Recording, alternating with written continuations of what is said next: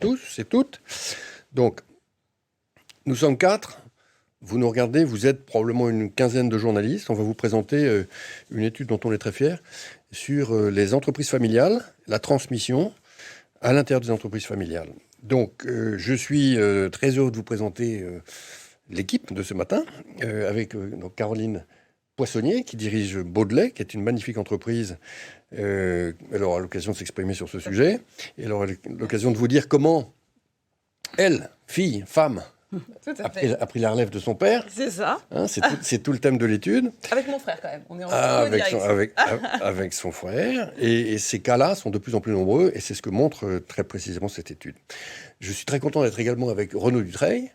Merci Renaud d'être là avec nous ce matin pour commenter cette étude. Renaud dirige un fonds d'investissement dans lequel il est évidemment confronté à beaucoup d'entreprises familiales. Et puis surtout, c'est l'occasion pour moi de célébrer quand même les 20 ans du pacte Dutreil avec lui aujourd'hui. Il est rentré dans l'histoire. Ce pacte fait maintenant l'unanimité, consensus national. On voit mal quelle majorité à l'Assemblée nationale pourrait changer ce dispositif fondamental pour la transmission. Et il faut se souvenir que, littéralement, cette loi a sauvé le capitalisme familial en 2003. J'ai eu l'occasion de l'écrire à plusieurs reprises. Et c'était il y a 20 ans déjà. Voilà, donc merci Renaud pour ta présence. Nous avons Nadia Nardonnet qui dirige le Family Business Network. Non, Transmission Lab. Le Transmission Lab. Oui. Alors, tu nous diras ce que c'est. Oui, je dis. Voilà. Et qui va présenter l'étude avec Élise Tissier, qui est la patronne du lab chez nous. Voilà. Donc, en un mot commençant, cette étude elle est extrêmement intéressante parce qu'elle montre que la France bouge. Et puis, elle rétablit une réalité que nous connaissons très très bien, puisque je vous rappelle tout de même que... Et je vais vous rappeler quelque chose, puisque j'ai moi-même été surpris en le lisant dans la presse. La BPI, au premier semestre 2023, est numéro 1 mondial en nombre de tickets investis en equity. Je ne sais pas si les gens se rendent compte. Voilà. Alors, on était numéro 1 au premier trimestre, on est numéro 3 au deuxième trimestre, ce qui nous met numéro 1 au premier semestre. Et pourquoi ? Eh bien, tout simplement parce qu'on fait énormément de petits tickets dans des PME familiales. Hein, on a une très grosse structure de capital investissement qui est répartie en régions et qui nous met au contact quotidien du capitalisme familial. Donc je pense qu'on est particulièrement indiqué et légitime pour présenter cette étude-là. Étude qui donc montre que les transmissions dans les familles, dans le capitalisme familial, ont une conséquence qui est qu'en moyenne, les dirigeants sont plus jeunes et en moyenne, les dirigeants sont plus féminins. Que la PME... Voilà. Alors ensuite, il y a... tout ce qui va avec. Mais c'est ça qui est extraordinairement intéressant. Je termine mon introduction en disant que, évidemment, nous finançons la transmission. Beaucoup. Ce que je peux dire là-dessus, c'est en fait assez simple. Historiquement, la transmission est risquée. Donc les comités de crédit dans les banques sont prudents sur la transmission. Raison pour laquelle, depuis la création de la Sofaris, il y a maintenant 40 ans, par Jacques Delors, un fonds de garantie publique garantit les crédits des banques à la transmission. Ça, c'est très important. Alors, c'est pour les petites transmissions, c'est pas pour les très grosses, comme typiquement l'entreprise Baudelet. Mais s'il n'y avait pas ce fonds de garantie transmission, beaucoup de petites transmissions, de la boucherie à la boucherie, de la librairie à la librairie, ne se feraient simplement pas. Ensuite, il faut beaucoup d'equity pour faire de la transition, et c'est ce qu'on fait. Donc il y a énormément de cas où nous investissons dans des PME, mois après mois, semaine après semaine, qui sont en fait des cas de transmission. Troisième point, et on l'a vu très précisément l'autre jour au Forum économique breton, certains journalistes peut-être étaient présents là-bas, dont Marie y était, il y a de plus en plus de transmission aux salariés. Et il y a une forte demande des entrepreneurs à BPI France de les préparer et former à la transmission aux salariés. Et nous allons le faire. Nous allons le faire parce que c'est, je pense, une vague sociétale qui est extrêmement importante. Voilà ce que je peux dire en introduction, Élise. Parfait. Bon. C'est Renaud qui prend qui prend le relais après moi. Non, on prend le relais avec Nadia. On prend le relais et, voilà. et Renaud commentera l'étude. Voilà, exactement. Ensuite, on fera réagir Renaud et Caroline. On va essayer d'aller vite. C'est l'objectif.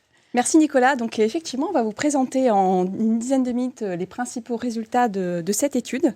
D'abord, vous dire un mot sur la méthodologie de cette étude qui a été assez importante. L'idée était d'offrir une photographie des entreprises familiales. C'est vrai qu'on a déjà beaucoup parlé de transmission, mais ici, on regarde globalement les entreprises familiales. Alors, j'ai déjà un problème de slide, s'il vous plaît.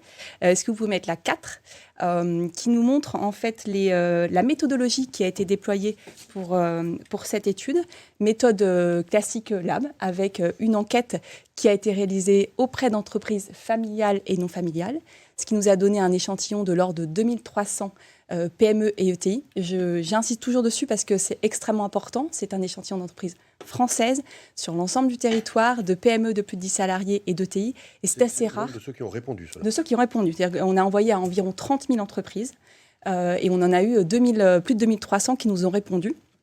Et une moitié de ces entreprises répondantes étaient des entreprises familiales.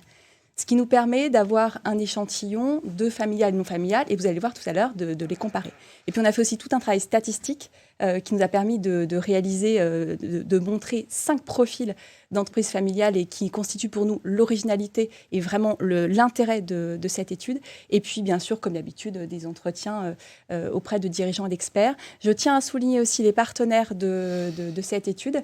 Family Business Network, qui est représenté aujourd'hui par Caroline Poissonnier, qui en est une administratrice et qui a été représentée en copie par Caroline Mathieu, la déléguée générale, et Transmission Lab avec Nadia Nardonnet et Léa Wang aussi, qui est chercheur à l'université allemande et qui a été très contributrice par rapport à cette étude, ainsi que 2 partenaires d'EY et Emmanuel Denoulet, un collègue de BPI France.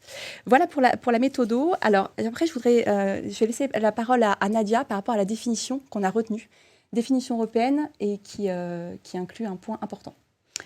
Oui, absolument.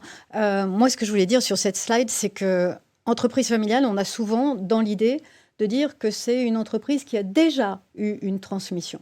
Et en fait, comme Nicolas le disait tout à l'heure, quand vous investissez sur des PME, quand vous investissez sur des gens qui créent des sociétés, on commence déjà à être dans l'entreprise familiale. Parce que c'est déjà un fondateur qui se dit qu'à un moment ou l'autre, il devra transmettre. J'espère qu'il se le dit. Mais c'est un vrai sujet. Donc la définition de l'entreprise familiale, effectivement, elle passe par la propriété de l'entreprise, son contrôle, évidemment, et puis la gestion de l'entreprise, comment on est impliqué sur la gestion de l'entreprise. Mais on l'a vu dans beaucoup d'études, ce qui va définir fondamentalement une entreprise familiale, c'est sa volonté de transmettre. C'est est-ce que j'ai envie de faire durer cette entreprise? Comment j'ai envie de la faire durer? Est-ce que j'ai envie de laisser des choses et de créer sa pérennité? Voilà, donc ça, c'est une définition. Il y a énormément de définitions sur l'entreprise familiale. Euronext en a une aujourd'hui, mais qui intègre ça, cette logique de propriété, de contrôle et de capacité à nommer les dirigeants et à avoir un impact sur la stratégie de l'entreprise. La volonté de transmettre, on le retrouve après dans d'autres études. Vous allez le voir. Et alors, comme je le disais en introduction, on a pu comparer entreprises familiales et non familiales, ce qui nous a permis de dresser une forme de SWOT de ces entreprises familiales avec des éléments bien connus, d'autres un petit peu moins. Le premier, c'est cette vision long terme, l'indépendance financière dont on parle très régulièrement, qui se vérifie une nouvelle fois. Et j'insisterai aussi à la fois sur ce que dit l'enquête et ce que nous disent les entretiens, où clairement, quand on voit les chefs d'entreprise familiales, cette vision long terme, elle est profondément, je dirais, ancrée et représentée par le dirigeant. Vous voyez à l'écran une question de l'enquête sur la manière dont ces chefs d'entreprise priorisent leurs grandes décisions stratégiques. Vous avez une première barre qui représente les entreprises familiales et puis les autres, c'est sur les non familiales. La différence notable, elle porte sur la volonté de conserver son indépendance financière. Dit autrement, et ça se vérifie dans d'autres études du lab, la pérennité, globalement, quand on est une PME ou une ETI, c'est la priorité absolue. La croissance vient après. Mais là, spécifiquement, pour les entreprises familiales, on voit qu'il y a un arbitrage, alors en moyenne, assez fort entre accélérer sa croissance et conserver son indépendance financière. Et là aussi, on le voit par rapport aux entretiens. Et Caroline pourra certainement nous témoigner tout à l'heure. La croissance absolue, oui, à condition qu'elle ne mette pas en péril cette indépendance financière. Et vous voyez à l'écran un verbatim que je vous laisse lire, qui montre bien ce rapport entre rentabilité court terme et vision de long terme, qui aboutit justement à la résilience des entreprises familiales dont on parle très souvent. Le deuxième élément qui ressort aussi de cette comparaison entre familial et non familial, Nicolas en a parlé tout à l'heure, c'est la jeunesse des chefs d'entreprise et la surreprésentation des femmes à la tête des entreprises familiales. Et alors, au Lab et BPI France, globalement, on en est très content. Pour une raison simple, c'est que dans une précédente étude, on avait vu que la reprise familiale était un accès privilégié à l'entrepreneuriat pour les femmes, contrairement à la reprise externe. Donc là, c'est encore un autre débat. Au final, on a encore, entre guillemets, que 14% des entreprises familiales qui sont dirigées par des femmes, mais c'est quand même une différence déjà significative avec les non familiales. Et donc ça, c'est encouragé. On l'a vu aussi avec des chercheurs qui travaillaient déjà il y a 20-30 ans et qui nous disaient, et pareil, Caroline pourra sans doute nous en parler tout à l'heure, que la réticence qui était réelle de la part souvent des pères à transmettre à leurs filles se gomme au fil du temps et avec une passation qui se passe finalement très bien aujourd'hui. Et puis sur l'âge, alors sur cette slide, je vais commenter la partie gauche, c'est qu'on voit que dans les entreprises familiales, les dirigeants, et Nicolas le pointait tout à l'heure, sont en moyenne plus jeunes que dans les non familiales. C'est une extrêmement bonne nouvelle parce que dans le contexte qu'on connaît aujourd'hui de cette fameuse triple transition aussi bien digitale qu'environnementale, sociétale, eh bien, l'âge peut compter sur la compréhension de ce qui se passe dans la société et sur la manière d'y répondre. Peut-être un mot là-dessus, c'est qu'avant de passer sur l'autre slide, c'est effectivement un mouvement depuis l'étude qu'on a faite, enfin qui a été faite par BPI en 2015. Les femmes n'étaient pas aussi présentes, les jeunes n'étaient pas du tout présents dans la direction des entreprises. Et donc, il y a un vrai changement aujourd'hui qui est porté par les entreprises familiales. Ça, c'est intéressant de le noter, parce qu'on se dit toujours que le sens, la raison, les nouvelles générations sont portées par des entreprises, toute entreprise. L'entreprise familiale, j'allais dire, déjà apporte de la raison d'être, de la vision long terme, mais aujourd'hui, c'est elle qui va porter les nouvelles générations et porter la féminisation de la direction. Je trouve que c'est vraiment très intéressant. C'est peut-être pas un scoop, mais c'est sûrement un élément extrêmement important à tenir et à garder en tête. Puisque dans ce contexte de souveraineté, de volonté de réflexion sur les chaînes de valeur plus locales, etc., la question de l'âge et d'une plus grande parité dans la direction des entreprises, elle est extrêmement importante. Alors, un bémol qui est pour le coup, lui, très connu et qu'on ne peut que regretter. Ah, mais c'est clair, on va le regretter d'autant plus que... Donc, effectivement, moi, je m'occupe de Transmission Lab. Je reprends un tout petit peu la présentation. Transmission Lab, c'est un fonds de dotation, organisme d'intérêt général, pour permettre aux dirigeants d'anticiper leur transmission et surtout trouver le moyen de leur dire « anticipez votre transmission ».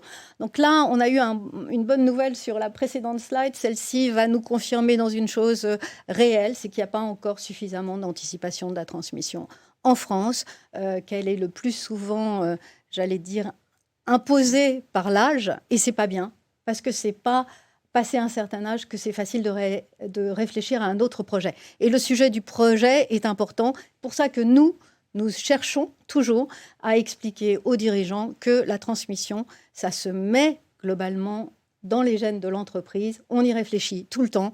Et dès 50 ans, on a un plan de transmission. Parce que si on veut transmettre à des collaborateurs, Nicolas, ça va prendre 15 ans. Il va falloir 3 LBO, je sais pas quoi. Et donc, ça va prendre du temps. Donc, la transmission est extrêmement importante et l'anticipation de cette transmission, cette préparation-là, elle est fondamentale. Donc, vous le voyez aujourd'hui sur l'âge des dirigeants. Évidemment, on va retrouver la grande majorité des dirigeants de ces entreprises PME familiales qui se retrouvent entre 50 et plus de 60 ans, avec des gens qui vont commencer à travailler leur préparation et leur transmission à partir de 60 ans et plus. Et ça, c'est pas suffisant. On avait fait, si je peux intervenir, une étude en 2015. Oui, sur les ETI familiales, pour le coup. On sur avait les ETI familiales. Transmission, mais il n'a pas été entendu. Et sur la transmission, où on avait établi ce diagnostic, effectivement, et on avait dit qu'il faut absolument commencer à travailler sa transmission vers 50 ans, parce que, en général, le premier successeur échoue. Échoue parce que le fondateur est toujours là et sur son dos, etc. Donc il faut anticiper 2 générations de successeurs, ce qui fait 55, 60 ou 57, 63. Voilà. Raison pour laquelle il faut s'y prendre assez tôt. Bon, on n'a pas été très entendus. Hein. Non, J'espère qu'on aura plus grand succès avec celle-ci. Oui, et moi, je vais peut-être vous donner un scoop, ou au moins une chose dont on s'est rendu compte avec Transmission Lab, c'est que la transmission, étrangement, est redevenue un sujet à la mode, et j'ai l'impression que la Covid a beaucoup aidé. Est-ce que ça veut dire que les dirigeants se sont rendus compte qu'ils étaient mortels ? Vous vous rappelez de cette phrase d'Yvon Gattaz disant dans les chefs d'entreprise, dans le CAC 40, il y a ceux qui sont immortels et puis ceux qui n'ont pas d'enfants. Mais je pense que la Covid a fait changer la réflexion ou au moins la façon de voir les choses de certains dirigeants. Et j'ai l'impression qu'aujourd'hui, la transmission, c'est déjà plus là en toile de fond. On y pense, on y réfléchit. Dans notre réseau, je peux confirmer effectivement qu'on a beaucoup plus qu'avant le Covid de propositions de reprise d'entreprise par des cadres qui demandent par conséquent à être accompagnés. Accompagnés en conseil, pas seulement en financement. Et j'allais dire que la slide qui suit, c'est un peu c'est l'œuf et la poule, puisque ce qu'on voit là, c'est que dans les entreprises familiales, il y a peu de gouvernance familiale. On parle de gouvernance familiale là, on ne parle pas de gouvernance d'entreprise, qui peut être aussi, dans certains cas, notamment pour les PME et les PMI, un sujet. Mais là, on parle de gouvernance familiale, c'est-à-dire un endroit où la famille peut discuter ensemble de son engagement sur l'entreprise, de sa compréhension de l'entreprise, de quel projet pour l'entreprise, de comment je l'emmène un cran plus loin. Et cette gouvernance familiale, elle n'existe pas dans 76% des cas. Et ça, c'est énorme, parce que ça veut dire qu'il n'y a pas d'espace de communication autour de l'entreprise dans la famille. Caroline, tu avais un petit crayon. Et je pense que ça fait partie aussi des éléments qu'il faut mettre en place, où il faut se dire que c'est un sujet qu'on doit aborder en famille tout autant que l'entreprise. Je me dépêche. Alors, une des nouveautés de cette étude, c'est qu'on a classé les entreprises familiales en 5 catégories. On a fait une typologie des entreprises familiales. Alors, au-delà du fait que ça permet à chacune de se retrouver plus facilement, c'est aussi quelque chose qui nous permet de rendre plus lisible et plus compréhensible les grandes tendances sur chacune de ces catégories d'entreprises familiales. Et je vais laisser à Élise la parole pour les présenter rapidement, je crois. On va les présenter très succinctement, parce que ce qui nous intéresse, c'est aussi d'avoir la réaction de nos invités. Ce qui est intéressant dans cette typologie, c'est qu'elle donne vie à autre chose que le terme entreprise familiale. En fait, il n'y a pas une entreprise familiale. Alors, comme le dirait Caroline, il y a autant d'entreprises familiales qu'il en existe. Mais si on cherche à les comprendre, c'est vraiment ces 5 types d'entreprises le montrent bien. On peut les catégoriser de différentes façons. La première, c'est par l'empreinte familiale. Ici, il y a 2 types d'entreprises qui ont une empreinte familiale très, très forte. Ce sont les stratèges ouvertes et les familiales enracinées. La différence entre les deux, et c'est quasiment porté dans le nom, c'est que la stratège ouverte, là, pour le coup, c'est l'entreprise dont BPI France rêve. C'est la belle boîte, voilà, c'est celle que représente Caroline. C'est vraiment, alors souvent, c'est une grosse PME ou une ETI. Il y a déjà plusieurs générations. Là, pour le coup, il y a des outils de gouvernance. Il y a à la fois soif de croissance, mais beaucoup d'engagements sociétaux. Alors que la familiale enracinée, on en a tous en tête. C'est l'entreprise qui est souvent plus petite, où famille et entreprise ne font qu'un, finalement. Et donc là, pour le coup, il y a un rapport à la croissance qui est complètement fermé, puisque tout ce qui compte, c'est de rester attaché à l'ADN familial.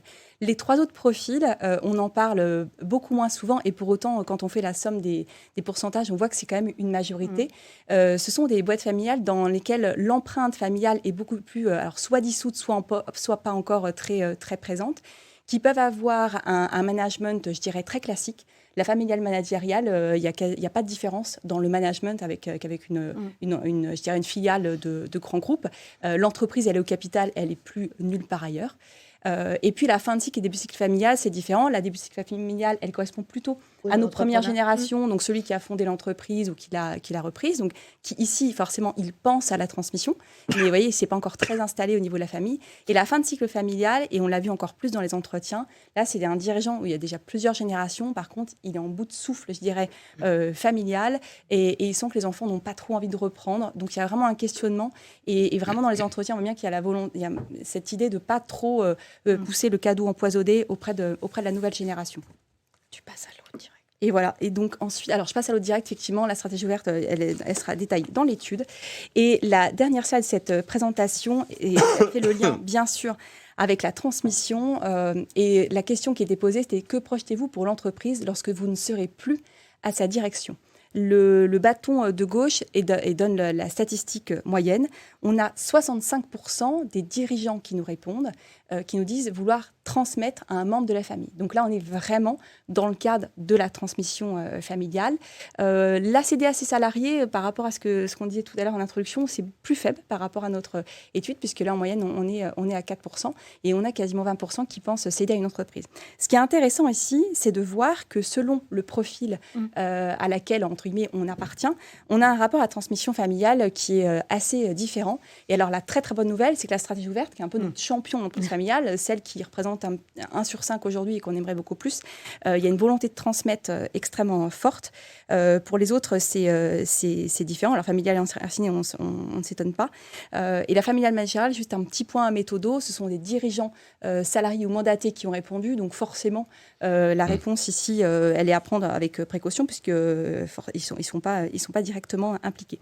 Et pour nous, c'est vrai qu'on en avait échangé avec Renaud Dufresne, ça pose vraiment des scénarios de transmission qui sont différents et qui sont plus ou moins intéressants, je dirais, pour l'intérêt général par rapport à nos enjeux, qu'on parle de souveraineté, de réindustrialisation, d'engagement sociétaux. Mais selon qu'on soit tel ou tel profil, on va forcément avoir un engagement différent. Et l'enjeu de la transmission familiale, il sera tout aussi différent.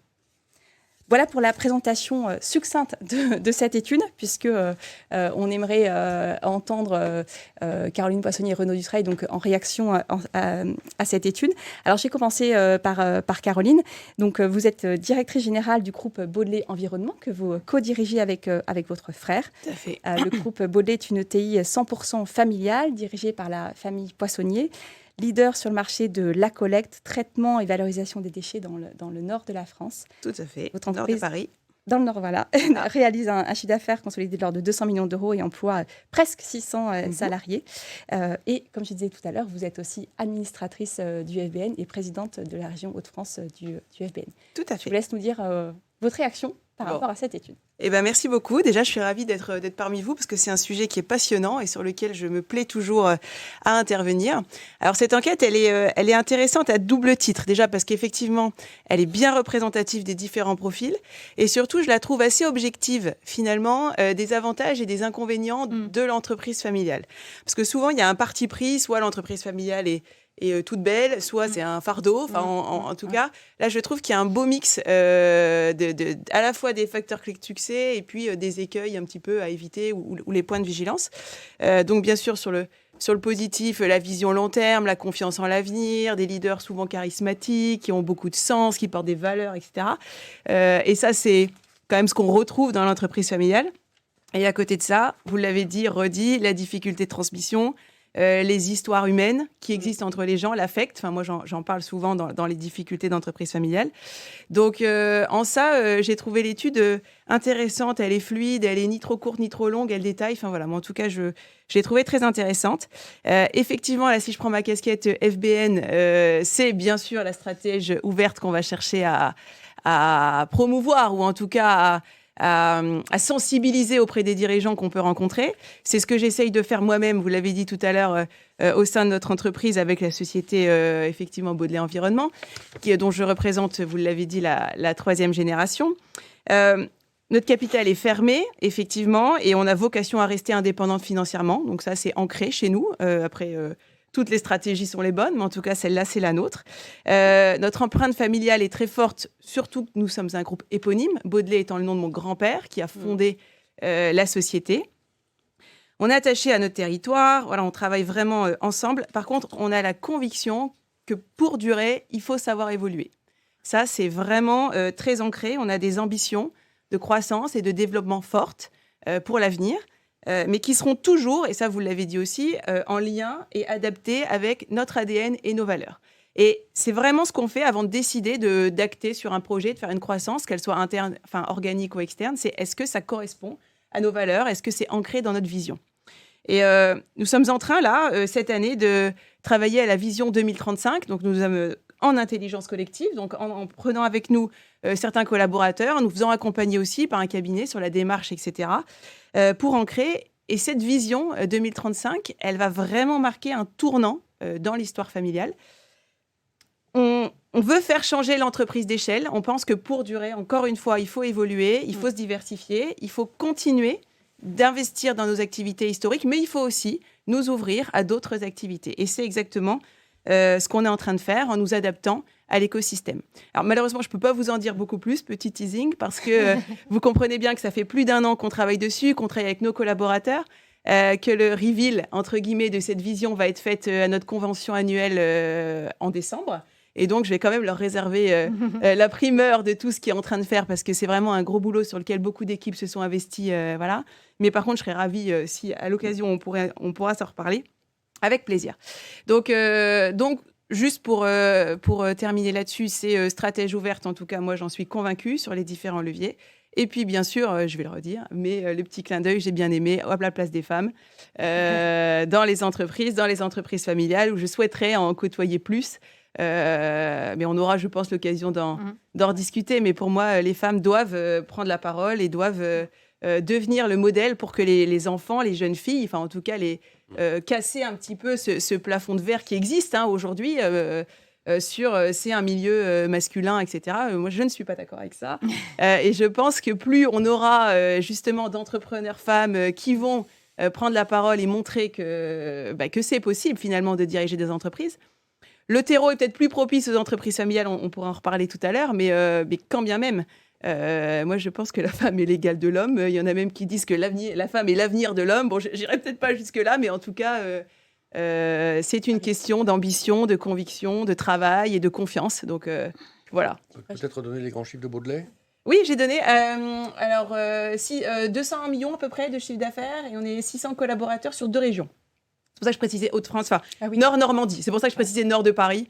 On est sur ces 2 régions, voilà, autour de la transition écologique et énergétique essentiellement. Oui, parce que vous êtes hyper engagée. Oui, je suis engagée là-dessus, je suis engagée sur le family business et tout ce qui peut finalement être dans la transformation de l'économie, puisque vous avez parlé de digital, d'environnemental. Moi, j'ai même envie d'aller plus loin. Il y a des transformations culturelles, sociales, enfin...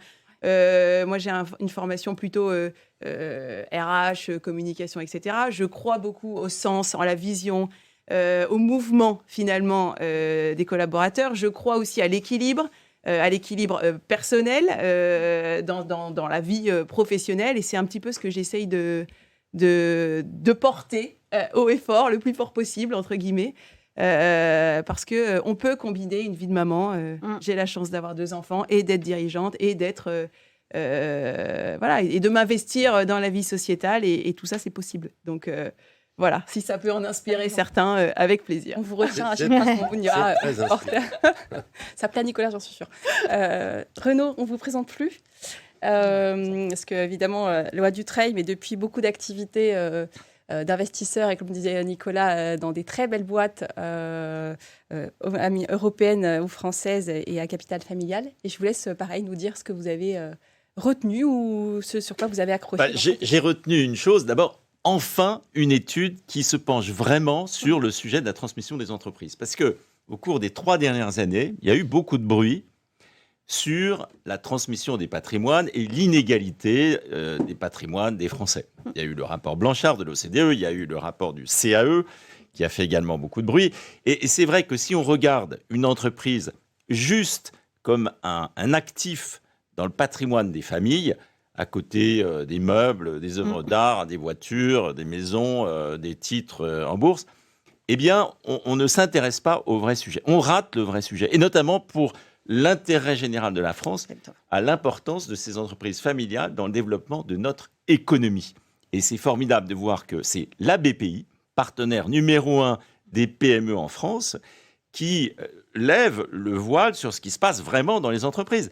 Et on apprend des choses positives, on apprend des choses plus négatives. C'est vrai qu'on aimerait que ce ne soit pas 20% des entreprises qui soient des stratèges ouvertes, mais beaucoup plus. Et donc, il y a beaucoup de pédagogie à faire sur ce terrain. Moi, j'ai retenu une chose de l'étude, et qui est très importante, c'est la différence entre la transmission du flambeau, ce que vous avez appelé la transmission du flambeau, et la transmission du patrimoine. Parce que c'est vrai que quand on parle des pactes, on parle toujours de la transmission du patrimoine. Alors, c'est une chose importante, la fiscalité, et puis comment on finance une transmission. Mais le flambeau, c'est quand même la chose la plus essentielle. Et on voit bien que les familles qui réussissent à s'inscrire dans votre profil, c'est-à-dire des entreprises qui sont stratèges et qui s'intéressent aussi à la société telle qu'elle est en train de se transformer, sur l'environnement, le social, sur l'éthique, etc., eh bien, ce sont des entreprises où on a réussi à transmettre une culture entrepreneuriale à la nouvelle génération. C'est pas automatique, hein. On voit bien que la réaction un peu patriarcale, c'est après moi le déluge. On voit qu'il y a encore un dirigeant sur 10 qui a plus de 65 ans. Ouais. On voit qu'il y a à peu près un quart, hein, je crois, des chefs d'entreprise qui n'ont rien préparé du tout. Bon, ça veut dire qu'il y a beaucoup de progrès. Mais le flambeau, c'est la clé. Et ça me fait plaisir de voir que chez vous, le flambeau, il a été vraiment bien transmis. Donc, bravo. Merci. Et ça aussi, je l'apprécie beaucoup, moi, dans les contacts que j'ai partout en France, c'est de voir que la BPI ne travaille pas uniquement sur la partie financière, mais sait aussi maintenant avoir un vrai dialogue sur les valeurs entrepreneuriales et donc accompagner des dirigeants sur la partie un peu psychologique, en fait, de l'engagement entrepreneurial. Et on est quand même dans un monde de salariés, hein, donc c'est pas évident d'être totalement engagé dans des valeurs entrepreneuriales. C'est un peu atypique dans le monde d'aujourd'hui. Eh bien, il faut que ce flambeau il soit bien transmis. Après, je pense qu'on a aussi de plus en plus une distinction à faire entre la gouvernance familiale et le management de l'entreprise. Et s'il y avait une réforme à faire, la loi que j'ai portée en 2003, eh bien, c'est sur ce point. C'est-à-dire, je crois qu'il faut aujourd'hui vraiment développer la gouvernance familiale, et vous l'avez dit, à juste titre, et ne pas systématiquement penser que dans la famille, il y a un dirigeant génial qui va développer la boîte. On peut très bien avoir un modèle dans lequel la famille joue son rôle, notamment sur la vision long terme, sur les valeurs, sur l'engagement social et territorial, et puis à côté, un dirigeant qui vient du monde du business et qui est un très bon manager. Donc, mettre cette condition d'un membre de la famille comme dirigeant n'est pas nécessairement une bonne chose. Et peut-être qu'on pourrait d'ailleurs améliorer la loi sur ce point. Peut-être juste un point là-dessus, pardon Nicolas, c'est de dire qu'effectivement ce sujet-là, il est fondamental et souvent le dirigeant ne l'intègre pas. Le dirigeant lui-même n'arrive pas à faire la différence entre la pérennité de mon entreprise en passant le flambeau et mon patrimoine que j'ai créé. Et donc, tout est mélangé. C'est pour ça que la gouvernance familiale, elle est fondamentale et elle a besoin d'être éclairée. Et le passage de flambeau, c'est un passage de flambeau du projet entrepreneurial à la nouvelle génération pour l'entreprise familiale, qui peut se traduire par une implication opérationnelle ou pas. Et ça peut être une implication dans la gouvernance avec un collaborateur nommé directeur général. Juste, je voulais poser ça. Non, ça m'a fait plaisir que Renaud parle de psychologie, parce que, juste pour rappeler, quand on a lancé sur les fonds baptismaux la BPI en 2013, c'était il y a 10 ans, j'ai dit qu'on allait faire une psychobanque. C'est vraiment ça qu'on a dit. Hein. En 2013, on a dit, le métier bancaire, en fait, est un métier freudien, cher journaliste. Je suis prêt à détailler ce que j'entends par là. Hein.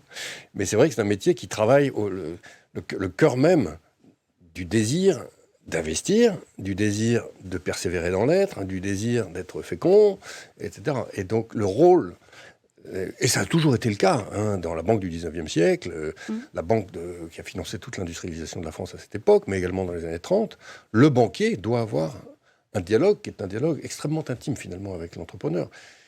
Et il doit avoir le courage de l'avoir, ce dialogue-là, parce que c'est pas complètement évident d'aller voir votre père, par exemple, en lui disant à propos, votre succession, c'est-à-dire en fait votre mort. Il faut se dire les choses. C'est héros, c'est Thanatos, cette affaire. C'est pas facile. Et pourtant, c'est notre rôle. Hein. Et quand on le fait, comme par hasard, en fait, l'entrepreneur, il est très content qu'on lui pose la question. Donc il ne faut pas avoir de... C'est un message qu'on peut passer, ça. C'est pas grave d'en parler. Non, de la succession. Il faut communiquer. Il faut en parler. Il faut en parler. Et c'est ce que les notaires savent faire ça très très bien. Hein. Mais les banquiers doivent être aussi bons que les notaires. D'ailleurs, je me souviens que Renaud, quand il a fait sa loi, il a demandé conseil à un notaire d'abord, pour commencer. Hein. Bernard Monassier. Comment Bernard Monassier. Bernard Monassier. Voilà, tu peux peut-être commenter, d'ailleurs, parce que j'ai trouvé que c'était l'idée lumineuse qui t'a permis d'avancer. En fait, Bernard Monassier et Yvon Gattaz sont les co-pères de cette loi. Ils m'ont énormément aidé, parce qu'à l'époque, il y avait évidemment, près du ministre, une administration hyper compétente, mais ce n'était pas nécessairement dans la direction que je souhaitais qu'elle me poussait. Alors que les praticiens que j'ai consultés, et notamment Bernard Monassier et puis Yvon Gattaz, qui portait ce projet depuis longtemps. Qui était le notaire de très grandes familles françaises. Alors, de grandes familles françaises, comme Dassault, comme d'autres familles d'industriels. Eh bien, lui, il savait exactement ce qui marcherait. Et au fond, dans les dispositifs législatifs, ce qui compte, c'est que ça marche. C'est pas que ça soit voté. Or, cette loi, depuis 20 ans, elle marche. Alors, elle ne marche pas en sprinter, elle a beaucoup de défauts et il faut les améliorer, mais elle fonctionne. Et donc, c'est vrai que les notaires, les experts comptables, les avocats sont aujourd'hui des accompagnateurs naturels des chefs d'entreprise dans la réflexion de la transmission, mais pas que eux. Il y a aussi la BPI, il y a tous ceux qui s'intéressent à la vie des familles, parce qu'il y a une dimension très psychologique, à savoir ménager les uns les autres, surtout quand il y a des familles très très nombreuses. Parfois, il y a 200, 300 membres aujourd'hui dans des familles qui détiennent des entreprises. Donc c'est complexe sur le plan psychologique. Et il faut savoir gérer ça aussi. Il n'y a pas qu'en France. L'autre jour, j'étais en Chine. Je vous livre une anecdote avant de vous quitter, mais j'ai eu un rendez-vous formidable, un dîner, avec le BBR chinois. Celui qui est parti de rien et qui a monté une compagnie qui s'appelle Sun Life, qui est absolument gigantesque, compagnie d'assurance, et dont il est l'actionnaire principal, et parcours entrepreneurial absolument exceptionnel. Donc il faut imaginer la table chinoise avec les mets qui tournent, le Mao Tai, etc., la traductrice, et à un moment, je me tourne vers lui et je lui dis « Est-ce que vous avez préparé votre succession ?» Et la traductrice, savait pas quoi dire. Elle m'a regardé, elle m'a dit « Je peux pas traduire ça. » Je peux pas traduire ça. Mais je lui dis, mais si, mais faites-le. Et donc, elle a traduit. Tous les Chinois qui étaient là ont poussé un espèce de cri comme ça. Et l'entrepreneur, lui, il m'a dit, mais je vous remercie de me poser la question. Je n'ai pas de succession. Aucun de mes enfants n'est capable de prendre la succession. Donc, il ne faut pas avoir peur de poser cette question-là, fondamentalement, et assez tôt, à 50 ans. Assez tôt, et sans avoir d'idée préconçue, qui est aucun de mes enfants ne peut reprendre. Oui. Parce qu'en réalité, le sujet, c'est pas est-ce qu'ils peuvent reprendre opérationnellement, mais est-ce qu'ils peuvent porter un projet d'entreprise en tant qu'actionnaire, par exemple. Alors, ce qui est parfois difficile pour nous, c'est qu'on a pas mal de cas, pardon, je vous en parle tout de suite, mais où le patron fondateur a, après moult hésitations, décidé finalement de transmettre à son fils, et puis ça se passe pas bien. Enfin, ça se passe. C'est-à-dire que le fils change de stratégie, est beaucoup plus audacieux, par exemple. Le père prend peur, et nous, on est entre les deux. Puisqu'on a bien connu le père, on l'a financé, et on connaît bien le fils, et on l'accompagne dans son changement de pivot. Et on a tout ce travail à faire. C'est pas facile. Ah non. J'allais rebondir justement là-dessus. Il y a même des sujets où c'est tabou dans certaines entreprises familiales. Alors, pas ceux qui adhèrent justement au FBN, puisque s'ils y sont, c'est qu'ils en parlent, c'est que c'est un sujet qui les concerne. Mais pour rencontrer plein de petites entreprises familiales au détour de mon activité professionnelle, finalement, il y en a même qui n'en parlent pas et qui pensent à vendre sans même demander à leurs enfants si c'est quelque chose qui pourrait de loin ou de près les intéresser. Qui ne créent pas l'affectio societatis au départ, qui mettent des cloisons très fortes entre l'entreprise et l'entreprise. On voit ça. Et après, sur les reprises d'entreprises familiales, je suis exactement je vous rejoins à 200%. Il faut qu'il y ait deux facteurs, en fait. Il faut que l'enfant ait, alors bien sûr, les capacités, mais là, on ne parle pas non plus de capacités, on parle d'envie plutôt, parce que c'est un sac à dos, c'est quelque chose, c'est un héritage qu'on porte. Et si on n'a pas la passion du métier, l'envie d'y aller, si on n'a pas cette entreprise dans les tripes, et qu'on n'ose pas dire non parce qu'on a un père un petit peu charismatique, ou je dis un père, mais ça pourrait être une mère, des parents qui disent voilà, c'est ancré, tu prendras la suite, et qu'on n'est pas profondément prêt psychologiquement, intellectuellement aussi, mais ça c'est encore un autre sujet. Il peut y avoir des catastrophes humaines et économiques, et ça c'est un vrai sujet. Et le deuxième, c'est le côté je transmets. Il faut que le cédant soit vraiment prêt à transmettre. Et je sais que nous, nos parents ont fait un vrai travail là-dessus, parce que pour la petite anecdote, pareil, mon grand-père, donc Jean Baudelet, est resté dans l'entreprise jusqu'à ses 93 ans. il avait son bureau dans l'entreprise et il ouvrait le courrier. Et du coup, il distribuait le courrier dans tous les bureaux, oui, avec sa canne et tout ça. Et puis après, il allait poser des questions et il discréditait un petit peu ce qu'il voyait. Voilà. Et en fait, mes parents ont tellement mal vécu ça, de je te donne, mais je ne te fais pas confiance. Tiens, fais, mais en fait, je vais dire partout que je suis pas d'accord, que c'est pas la bonne stratégie, que j'aurais pas fait comme ça, etc. Ils ont tellement souffert de ça qu'ils se sont dit, nous, on va anticiper, et quand on vous donne les clés, on s'en va. Et ils ont bien préparé leur projet d'après, ce dont on parlait rapidement tout à l'heure, mais ils ont passé 30 ans, c'est leur vie. Donc, effectivement, c'est le nid vide. Enfin, c'est presque, on parle du nid vide plutôt quand on parle des enfants qui partent des parents, mais c'est un petit peu le même syndrome, le même sentiment. Et là, encore une fois, quand on s'ouvre, quand on discute, quand on rejoint des réseaux, quand on échange avec des pairs, on se dit non, là, il faut préparer le projet d'après. Et mes parents ont eu vraiment cette intelligence-là, et je les en remercierai jamais assez, d'avoir su dire à un moment, voilà, il y a eu forcément cette transition d'1 an où vous montez, on est encore là. On a connu cette période de turbulence de bon, c'est qui le chef et qui est-ce qui décide finalement. Et quand ça a fait ça, ils ont dit ok, on rend le bureau, on le vide. Ça a duré combien de temps ? C'est à vous quoi. Ça a duré 1 an et demi. On a le temps qu'on monte un petit peu entre vraiment je prends le mandat, on fait le pacte du trade, puisqu'on a eu la chance de pouvoir le faire aussi, nous, en 2018. Voilà, et de dire, on prend les responsabilités, on y va.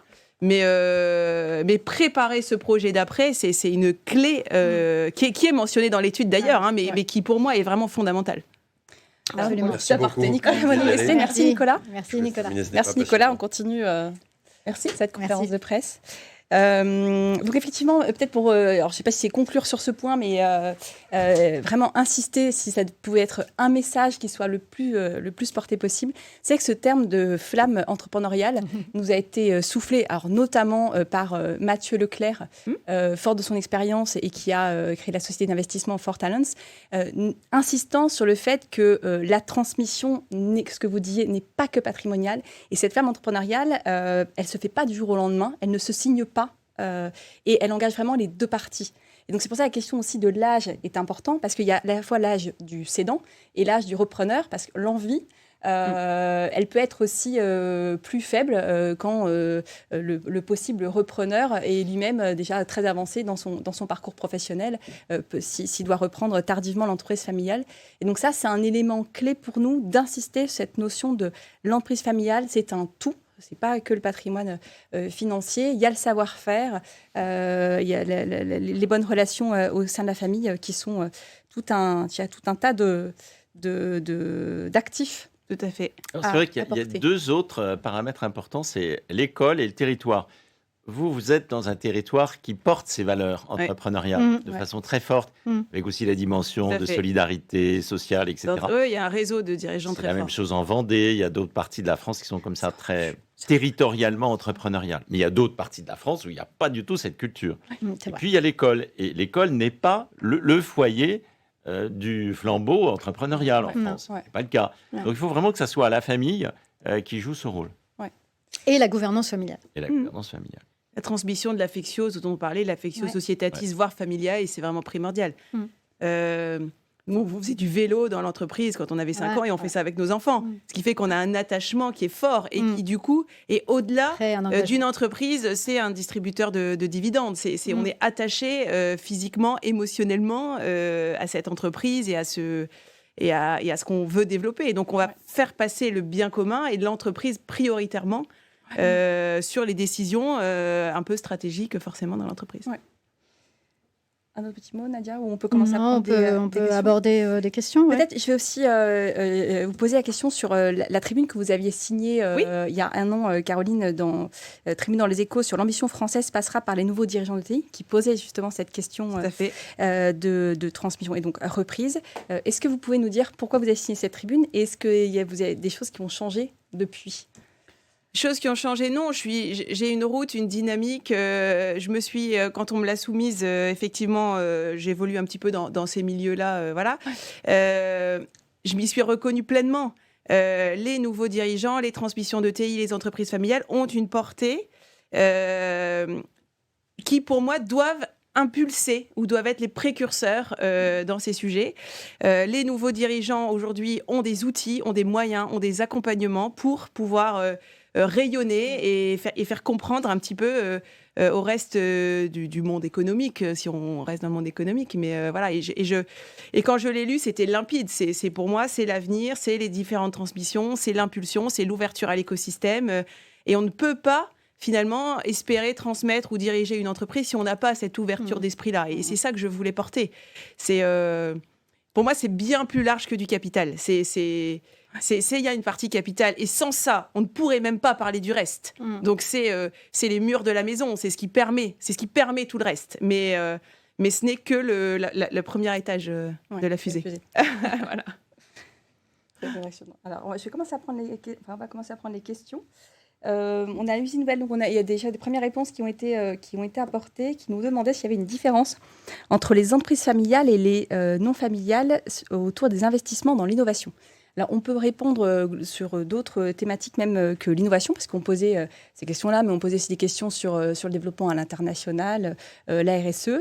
Et d'après l'enquête, il n'y avait pas de différence significative entre familiale et non familiale. Même quelques éléments qui nous ont étonnés, c'est vrai. Par exemple, sur l'attachement au territoire, les non familiales semblaient avoir un attachement au territoire qui était aussi assez fort.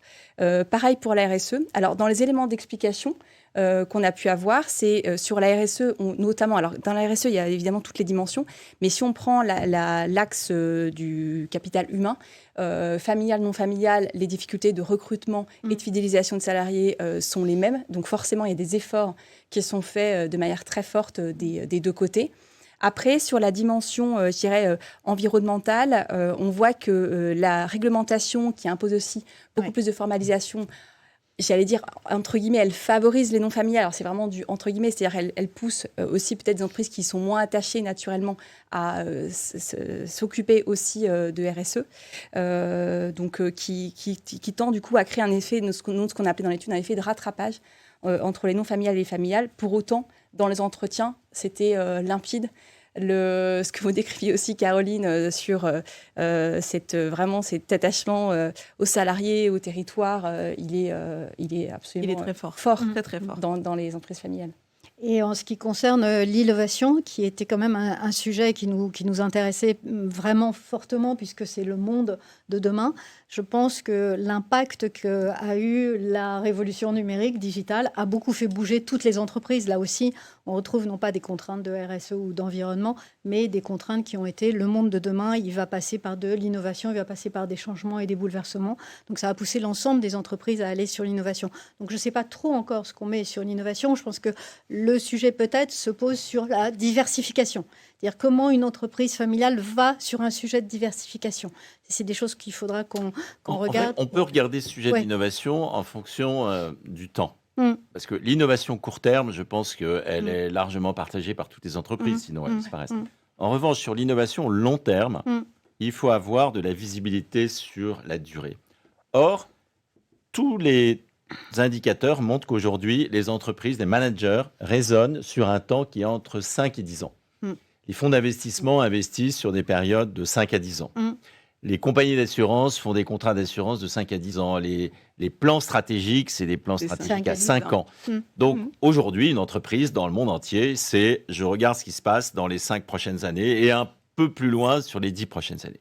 Seules les familles ont cette capacité à regarder au-delà des 10 ans. Et notamment quand il y a évidemment une nouvelle génération qui arrive, parce qu'on se dit, mais je transmets à mes petits-enfants, à mes enfants, qu'est-ce qu'ils vont faire de cette entreprise ? Donc ça, c'est extrêmement fort et je pense que c'est un des atouts maîtres des entreprises familiales, cette capacité à se projeter dans le long terme, à la différence du court et moyen terme.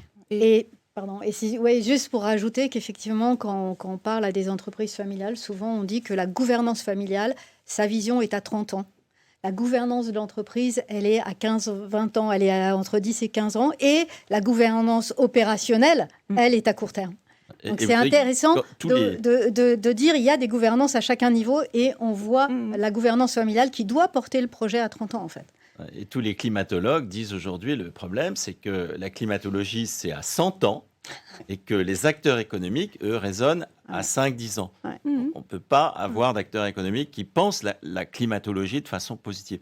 Les familles, en revanche, elles ont cette approche long terme et sur l'environnement, vous en êtes un excellent exemple. Tout à fait. Elles sont très en avance. Et on est, après tout ça, et du changement. Hein. Pour enclencher le changement, il faut un sentiment d'urgence. Et quand on raisonne à 100 ans, forcément, le sentiment d'urgence individuel, il y en a qui l'ont, mais il y en a aussi beaucoup qui ne l'ont pas. Et effectivement, je voulais rebondir sur l'organisation de notre groupe qui a été importante sur la co-direction. On est, justement, mon frère et moi, très complémentaires, puisque lui a une vision très opérationnelle. Il est vraiment dans le groupe avec, quand on schématise, on le dit dedans maintenant. Donc, il fait tourner l'exploitation, le commerce. Il a une vision de 5 ans, je dirais, à peu près. Et moi, je suis vraiment sur le dehors demain, en comparatif, où moi, mon objectif, mon obsession, c'est pérennité, sécurisation, transmission. Et donc, qu'est-ce qu'on enclenche, comment on met l'entreprise en mouvement. J'aimais bien les deux termes, innovation, audace. Enfin, moi, c'est mes deux... ça et optimisme aussi, parce que ça, je pense qu'il en manque beaucoup dans les entreprises. Donc, mes 3 fers de lance, c'est vraiment innovation, audace, optimisme. Et je pense qu'on peut réussir, mais il faut avoir effectivement cette vision très long terme. Alors, moi, j'ai la chance, avec cette co-direction, il y a des choses qui sont pas faciles en co-direction, mais en tout cas, je sais que moi, j'ai le temps, et c'est ce que je fais pour le groupe, de penser loin. Et du coup, d'enclencher ce que je vous ai commencé à vous expliquer tout à l'heure sur ce changement d'échelle et sur cette nouvelle dimension. On a mis vraiment l'innovation et l'audace, et c'est de dire, voilà, on a des métiers historiques, on continue à les développer, mais on investit dans de nouvelles activités qui, pour le coup, quelles nouvelles activités qui ont du sens pour nous, qui ont du sens, qui font sens pour l'environnement, pour la planète, mais surtout aussi par les valeurs qu'on porte et qui on est. Parce qu'on n'a pas trop abordé ce sujet-là, mais forcément, un nouvel entrepreneur, enfin le repreneur a une personnalité, a une vision différente et va donc enclencher des enjeux stratégiques différents. Et il doit être en corrélation avec ça, sinon, encore une fois, sur le long terme, ça ne pourra pas durer. Il doit être en phase avec qui il est. Et justement, Caroline, tout à l'heure, vous parliez de diversification de l'activité du groupe. Oui. Comment ça se passe, notamment avec votre frère ? Est-ce que vous êtes alignés de manière complètement évidente sur une forte croissance ? Que ça veut dire justement aussi des besoins de financement importants. Comment On est alignés, bien sûr, sur le sujet. Alors nous, dans l'organisation, on se met des mises au vert 2 fois par an, où on est vraiment 2 jours, on part, et on projette plutôt l'avenir. Et de dire, voilà, on se met des budgets d'investissement, on valide tel ou tel projet, etc. Donc on est alignés sur le fait de dire que, ce que je vous ai dit tout à l'heure, pour durer, il faut évoluer, que notre métier aujourd'hui, il est soumis à de fortes contraintes réglementaires, et que c'était un parti pris de dire soit on continue à le développer, un seul métier, et puis on va plus loin, plus vite, etc. Et on s'est dit, voilà, on était vraiment dans une logique de sécurisation, et on se dit, pour se sécuriser, on continue à investir dans nos métiers, et on le fait, qui sont historiques, et du coup, générateurs forcément aujourd'hui de résultats, qui nous permettent de réinvestir, d'explorer, parce qu'on est là-dedans, quand on parle de nouvelles activités, c'est des métiers sur lesquels on n'est pas forcément aujourd'hui, mais sur lesquels on veut être demain. Et ça, je pense que c'est la bonne intelligence de tout en sécurisant, bien évidemment, donc en n'allant pas sur des investissements qui pourraient mettre en péril l'indépendance financière, puisque ça, je vous ai dit, c'est vraiment chez nous, en tout cas, la limite de dire, voilà, on doit pouvoir supporter nos investissements. Mais aujourd'hui, être agile, c'est de se dire, quand tout va bien, je suis au milieu de la pièce, donc je peux faire 360. Je peux commencer à aller d'un côté, je peux me rendre compte si c'est bien et si je continue, ou si finalement, je fais un pas de côté et je pars dans une autre direction. Et c'est quand l'entreprise va bien, je ne le dirai jamais assez, c'est quand l'entreprise va bien qu'il faut la transformer, qu'il faut la faire évoluer, qu'il faut penser le futur. Et là, on se confronte aussi à, mais enfin, on va bien, on a toujours fait comme ça, pourquoi elle veut changer voilà. Enfin, on est un petit peu dans ce que vous disiez tout à l'heure sur les schémas de temps. Moi, je le vis comme ça au sein de mon entreprise. Et pour le coup, mon frère et moi, on est alignés. Et donc, on porte ces messages-là. Et on a la chance que nos parents nous suivent et nous laissent faire. Moi, en tout cas, regardent un petit peu de loin en disant, bon... voilà, ils se disent, on verra. Mais en tout cas, ils nous font confiance et ça, c'est le principal. Ouais. Merci, Caroline. Il nous reste 2 minutes. Renaud, vous avez un petit mot à dire ou pas ? Sinon, j'ai une question qui est pour Caroline. Je pense que ce qui est important, c'est ces témoignages vécus. C'est-à-dire qu'aujourd'hui, le sujet de la transmission d'entreprise, il a besoin d'être partagé par l'ensemble de l'opinion publique, parce qu'il faut que les Français comprennent que c'est un trésor qu'ils ont avec ces entreprises familiales. Et comme tout trésor vivant, il peut mourir ou il peut se développer. Donc il faudrait qu'il y ait une solidarité de l'ensemble de la population autour des entreprises familiales, qui sont les gardiennes d'un patrimoine qui appartient à tous, qui permet d'avoir des impôts, d'avoir des emplois et d'être une grande puissance économique. Bon, et ce n'est pas le cas aujourd'hui. Donc, les témoignages comme celui de Caroline sont indispensables aujourd'hui pour faire partager à des non-initiés qui ne savent pas ce que c'est qu'une entreprise, et notamment familiale, eh bien, l'importance pour la France d'avoir un tissu très riche d'entreprises familiales, et notamment d'ETI familiales. Puisqu'on en a 5000, pour en avoir, si on se comparait aux Allemands ou aux Italiens, on peut en avoir 7 à 8 000. Donc, c'est tout à fait. Ouais. La question du récit qu'on retrouve dans beaucoup de sujets, comment on raconte, comment on peut s'approprier les choses. Peut-être juste pour conclure, on a une question sur comment le Family Business Network, donc le FBN, accompagne les entreprises familiales à grandir durablement. Alors, le FBN, c'est un réseau d'entreprises familiales qui est mondial. Il y en a dans plusieurs pays, en France, qui a commencé à Paris et qui maintenant s'implante en région. L'idée, c'est de proposer des ateliers, donc de fédérer des familles, de proposer des moments de rencontres, d'échanges entre pairs. Moi, c'est concrètement ce que je vais le plus chercher dans ce réseau. Parce que de parler à des gens qui vivent les mêmes problématiques que moi, mais où il n'y a pas... On n'est pas dans des concurrents, on n'a pas de problématique de métier, on est juste un membre d'une entreprise familiale avec les difficultés qu'on peut rencontrer et de ne pas se sentir seul. Donc voilà. Donc moi, c'est vraiment, j'adore ces rencontres et ces échanges qui sont toujours d'une richesse incroyable. Et en fait, quand on les vit pas, on se rend pas compte que ça manque. Mais quand on les vit, on se dit qu'en fait, ça devient indispensable. Et ensuite, ils mettent des ateliers, des formations, des conférences, des experts à disposition. Ils promeuvent énormément le pacte du trail. C'est vraiment, ils sont dans un travail de pédagogie énorme, de dire c'est un dispositif merveilleux de facilitation de la transmission. Il n'est pas encore assez connu. Faisons de la pédagogie, vous l'avez dit tout à l'heure, auprès des notaires, des experts comptables, vraiment, d'aller le faire rayonner encore plus que ce qu'il est aujourd'hui, surtout sur les petites PME qui pourraient du coup devenir des ETI, puisque nous, une entreprise comme la nôtre qui est entre PME et ETI, concrètement, sans le pacte du trail, la transmission familiale, on l'oublie. Voilà. Même en étant anticipé. Donc, voilà, ils accompagnent à la fois sur des dispositifs, comme on l'a dit, techniques, et aussi sur tout le volet humain. Comment se faire un prénom, comment travailler entre cousins, comment travailler en famille, toutes les thématiques que vous pouvez... Quelle est la place des conjoints, voilà. Et toutes ces thématiques-là, quand on est englué dedans, il y a la question qui se pose. Voilà. Et en fait, c'est des cercles où on est en bienveillance, en confidentialité. D'ailleurs, c'est un peu la force et la difficulté de ce réseau, c'est qu'ils ne veulent pas s'exposer trop parce qu'on est vraiment dans un côté...